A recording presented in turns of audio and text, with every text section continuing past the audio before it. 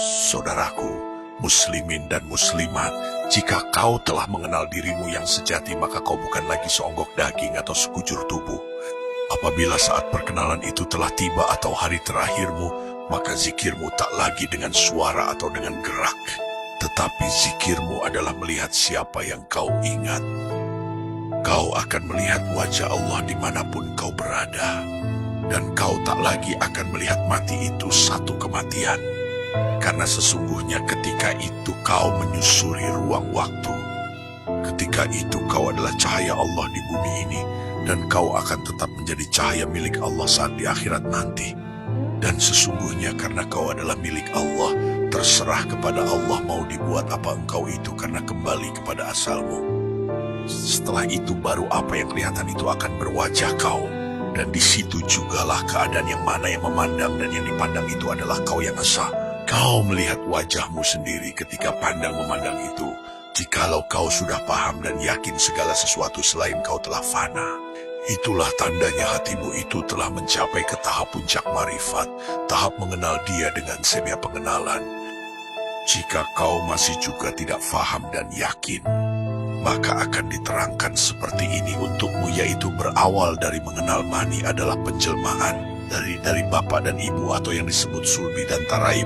Jadi mani itu adalah mulanya seberkas cahaya yang dikeluarkan oleh Allah dari mutu manikam, sehingga para ulama berpendapat yaitu mani adalah salah satunya zat penjelmaan dari dua macam zat sulbi dan taraib.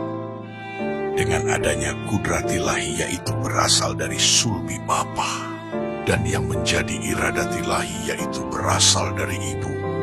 Oleh sebab itu bagaimanapun birahinya kaum ibu, hal ini tidak terlalu nampak karena birahinya kaum ibu ini tidak dapat melampaui batasnya kudrat kaum bapa. Karena kaum ibu ini hanyalah iradat, maka ulama mengistilahkan syurga itu di atas telapak kaki ibu. Untuk lebih jelasnya akan diterangkan di bawah bagian dari maksud yang di atas, bagian bapak wadi, madi, mutu, mani, atau disebut sulbi, bagian ibu tanah, air, angin, api, atau disebut taraib, bagian Allah, ruh idafi, ruh ruhani, ruh rahmani, ruh jasmani. Bagian dari gudang rahasia disebut mutu manikam, yaitu tanah itu ialah badan Muhammad, air itu ialah nur Muhammad, angin itu ialah nafas Muhammad, api itu ialah penglihatan Muhammad, awal itu ialah nurani, akhir itu ialah ruhani, zahir itu ialah insan itu arebani, nurani itu ialah nyawa, ruhani itu ialah hati, insani itu ialah tubuh, rabani itu ialah rahasia. Nyawa itu ialah idafi, hati itu ialah ruhani, tubuh itu ialah jasmani, rahasia itu ialah aku yang sejati. Tubuh itu menyatu kepada hati, hati itu menyatu kepada nyawa, nyawa itu menyatu kepada rahasia, rahasia itu menyatu kepada nur, nur itulah bayang-bayang Allah yang sebenar. Benarnya wadi kalimahnya Laila, madi kalimahnya Ilaullah, mutu kalimahnya Allah, mani kalimahnya Hu, ruh jasmani kalimahnya Yahu, ruh rahmani kalimahnya Yahu, ruh ruhani kalimahnya Yamanihu, ruh idafi kalimahnya Yaman laisalahu, mutu manikam kalimahnya Modahu.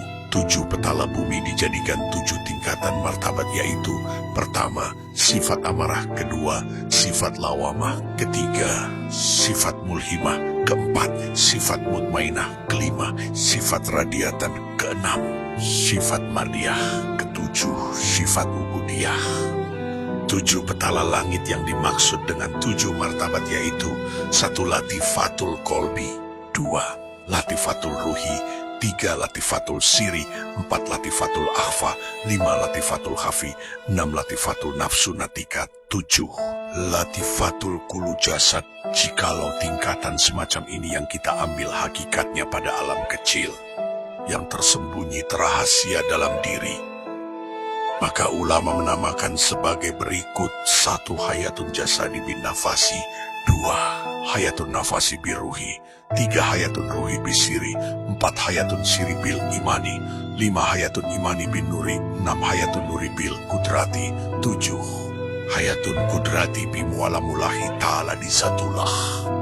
Artinya adalah sebagai berikut: 1 asalnya jasad dari nafas, 2 asalnya nafas dari ruh, 3 asalnya ruh dari dalam rahasia, 4 asalnya rahasia dari dalam iman, 5 asalnya iman dari nur atau cahaya, 6 asalnya nur atau cahaya dari kudrat, 7 asalnya kudrat dari kebakaan Allah.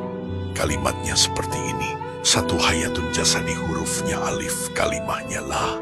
2 hayatun nafasi hurufnya lam, awal kalimahnya ilah. 3 hayatun ruhi hurufnya lam, akhir kalimahnya ilah. 4 hayatun siri hurufnya ha, kalimahnya Allah. 5 hayatun imani hurufnya alif, Allah kalimahnya yahu. 6 hayatun nuri hurufnya lam, Jibril kalimahnya iyahu. 7 hayatun kudrati hurufnya mim, Muhammad kalimahnya iyahu yamanihu.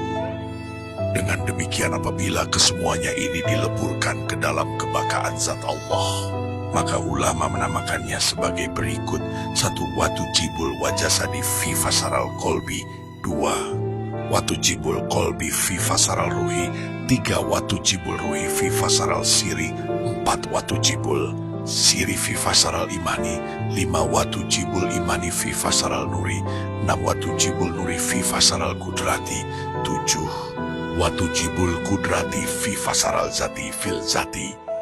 Maka dengan itu sempurnalah amalan orang arif billah.